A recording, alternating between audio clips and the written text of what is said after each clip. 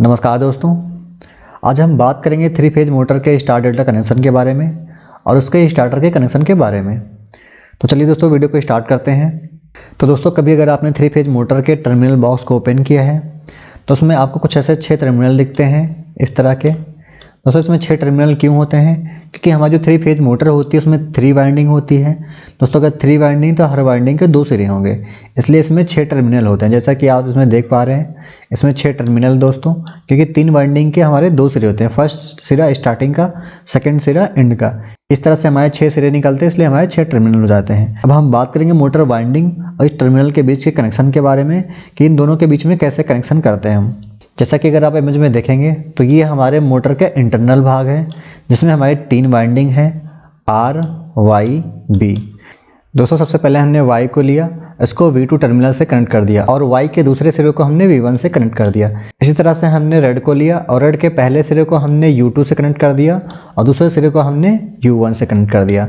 इसी तरह से हमने ब्लू आर लिया और ब्लू के पहले सिरे को हमने W2 से कनेक्ट कर दिया, दूसरे सिरे को हमने W1 टर्मिनल से कनेक्ट कर दिया। ऐसा करने पर दोस्तों हमारी कुछ इस तरह की इमेज बन जाएगी या फिर हमारा टर्मिनल कुछ तरह से नजर आएगा, जैसा कि आपने फिजिकल फॉर्म में कई बार देखा होगा। तो आपके मन में एक सवाल आ रहा होगा कि हमने अगर यहाँ पे येलो कनेक्शन किया था तो इसके सामने हमने येलो कनेक्शन क्यों नहीं कर दिया, या फिर अगर हमने यहाँ पे रेड कनेक्शन किया था तो रेड का कनेक्शन हमने यहाँ के बजाय यहाँ क्यों जोड़ दिया। तो दोस्तों इस सवाल का जवाब भी आपको भी मिल जाएगा। तो सबसे पहले हम बात करते हैं डेल्टा कनेक्शन के बारे में। तो दोस्तों डेल्टा कनेक्शन क्या होता है? डेल्टा कनेक्शन में हम फर्स्ट वाइंडिंग के सेकेंड टर्मिनल को सेकेंड वाइंडिंग के फर्स्ट टर्मिनल से कनेक्ट कर देते हैं। इसी तरह से सेकेंड वाइंडिंग के सेकेंड टर्मिनल को थर्ड वाइंडिंग के फर्स्ट टर्मिनल से कनेक्ट कर देते हैं और थर्ड वाइंडिंग के सेकेंड टर्मिनल को फर्स्ट वाइंडिंग के फर्स्ट टर्मिनल से कनेक्ट कर देते हैं। इस तरह से ये जो पॉइंट मिलता है हमारा L1 होता है, या फिर यूँ कहें कि हमारे यहाँ पे हम R जोड़ेंगे, और जो L2 मिलता है फिर सेकेंड टर्मिनल मिलता है, यहाँ पर हम Y जोड़ देते हैं, और जो L3 मिलता है यहाँ पर हम ब्लू जोड़ देते हैं। दोस्तों यहाँ से अगर हम U1 U2 की बात करें तो यहाँ से U1 को हमारा रेड फेज मिल रहा है और U2 को यहाँ से वाई फेज मिल रहा है। इस तरह से V1 को यहाँ से वाई फेज मिल रहा है और V2 को यहाँ से ब्लू फेज मिल रहा है, और W1 को यहाँ से ब्लू फेज मिल रहा है और W2 को यहाँ से रेड फेज मिल रहा है। इस तरह से क्या हुआ दोस्तों कि हमारी जो तीनों वाइंडिंग थी, प्रत्येक वाइंडिंग को डबल फेज सप्लाई मिल जाती है। इसका मतलब दोस्तों डेल्टा कनेक्शन में क्या होता है? डेल्टा कनेक्शन में हमारी तीनों वाइंडिंग जो होती है, तीनों वाइंडिंग को प्रत्येक वाइंडिंग पर डबल फेज सप्लाई होती है। अब हम बात करते हैं सेकंड डायग्राम की। लास्ट डायग्राम में हमारा एक सवाल रह गया था कि अगर हमारा U1 यहाँ पर है तो U2 यहाँ पर क्यों है, V1 यहाँ पर है तो V2 यहाँ पर क्यों है, ये आमने सामने क्यों नहीं है। दोस्तों अगर ये आमने सामने होंगे तो अगर हमारा इस टर्मिनल को इस टर्मिनल से हम कनेक्ट करेंगे किसी पत्ती के माध्यम से, या फिर इस टर्मिनल को इस टर्मिनल से पत्ती के माध्यम से कनेक्ट करेंगे, तो क्या होगा, ये वाइंडिंग इसका सिरा पहला यहाँ पर है, दूसरा सिरा अगर यहाँ पर होगा तो क्या होगा इस तरह से, तो प्रत्येक वाइंडिंग क्या होगा दोस्तों, एक ही फेज सप्लाई मिलेगी। इसी तरह से अगर इस वाइंडिंग को यहाँ से के बजाय यहाँ कर देंगे हम तो क्या होगा, इस वाइंडिंग को भी एक सप्लाई मिलेगी। अगर इस वाइंडिंग के पहले टर्मिनल को यहाँ रखते हैं, सेकंड टर्मिनल को यहाँ कर देते हैं इस वाइंडिंग के, दोस्तों क्या होता है, फिर हमने यहाँ पर रेड सप्लाई दी और यहाँ पर हमने येलो सप्लाई दी, तो हमने इसको जैसे पत्ती से कनेक्ट किया तो क्या हुआ, इस वाइंडिंग को दोस्तों क्या हुआ कि हमें डबल फेज सप्लाई मिल गई। इसी तरह से अगर हम इस टर्मिनल की बात करें तो इस टर्मिनल का सेकंड सिरा कौन सा होगा दोस्तों, V1 V2 ये होगा, ये V1 है ये V2 है। यहाँ से अगर हम V1 को येलो सप्लाई देते हैं तो V2 को यहाँ से क्या होगा, ब्लू सप्लाई मिल जाएगी, और यहाँ पर अगर हम ब्लू सप्लाई देते हैं W1 को तो यहाँ से W2 को क्या मिल रहा है, रेड सप्लाई मिल रहा है। तो इस तरह से दोस्तों क्या हो रहा है कि ये हमारा डेल्टा कनेक्शन हो जाता है। तो आई होप कि आपको समझ में आ गया होगा कि हम इन टर्मिनल को इस तरह से अरेंजमेंट क्यों करते हैं, इनको आमने सामने क्यों नहीं रखते हैं। अब हम बात करते हैं स्टार कनेक्शन की। दोस्तों स्टार कनेक्शन क्या होता है? स्टार कनेक्शन में जो तीनों वाइंडिंग होती हैं उनके जो आखिरी सिरे होती हैं या फिर उनके सेकंड टर्मिनल जो होते हैं उनको एक पॉइंट पर आपस में कनेक्ट कर दिया जाता है। इस तरह से ये स्टार कनेक्शन में बन जाते हैं। जैसा कि हमारा जो टर्मिनल होता है दोस्तों क्या होता है, ये U1 होता है, U2 होता है, ये V1 होता है, V2 होता है, इसी तरह W1 W2 होता है। तो हमें जो पत्तियां होती हैं उनको क्या करते हैं दोस्तों, इस तरह से कनेक्ट कर देते हैं हम।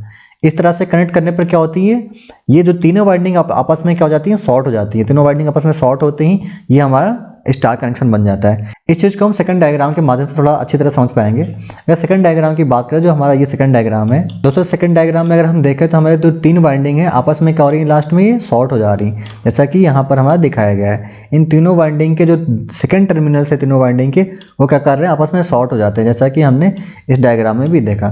तो इस तरह से क्या होता है दोस्तों, ये हमारा स्टार कनेक्शन बन जाता है, क्योंकि हमें मालूम जो स्टार कनेक्शन होता है उसमें क्या होता है, जो उसके लास्ट टर्मिनल होते हैं या फिर सेकंड टर्मिनल होते हैं उनको आपस में शॉर्ट कर दिया जाता है। बाकी जो उनके फर्स्ट टर्मिनल बनते हैं उन तीनों टर्मिनल में हम सप्लाई दे देते हैं। इस तरह से हमारा ये स्टार कनेक्शन होता है। दोस्तों अब हम बात करते हैं 3 फेज मोटर के स्टार्टर कनेक्शन डायग्राम के बारे में। सबसे पहले हमने MCCB को कनेक्ट कर रखा है और MCCB के आउटपुट से हमने मेन कॉन्टैक्टर और डेल्टा कॉन्टैक्टर को पहले ही कनेक्ट कर रखा है। हमारा जो मेन कॉन्टैक्टर है उसके हमने आउटपुट में हमने एक ओवरलोड रिले कनेक्ट कर रखा है और जो ओवरलोड रिले है दोस्तों इसके आउटपुट को हमने मोटर के जो वाइंडिंग्स हैं उनके प्राइमरी या फिर यूं कहें कि उनके फर्स्ट टर्मिनल से हमने कनेक्ट कर रखा है और जो मोटर वाइंडिंग्स के सेकंड टर्मिनल से दोस्तों ये तीनों टर्मिनल, इन तीनों टर्मिनल को हमने डेल्टा कॉन्टैक्टर के और स्टार कॉन्टैक्टर के आउटपुट से कनेक्ट कर रखा है। दोस्तों अब हम बात करते हैं हमारा जो ये स्टार्टर है काम कैसे करता है। दोस्तों जैसे हम सप्लाई ऑन करते हैं तो सबसे पहले हमारा मेन कॉन्टैक्टर ऑन होता है और स्टार कॉन्टैक्टर ऑन होता है। स्टार कॉन्टैक्टर ऑन होते ही ये हमारी सप्लाई को क्या करता है, यहाँ से शॉर्ट कर देता है। इस तरह से हमारी जो मोटर होती है ये हमारी क्या होती है, स्टार कनेक्शन में ऑन हो जाती है और ये रन करती है।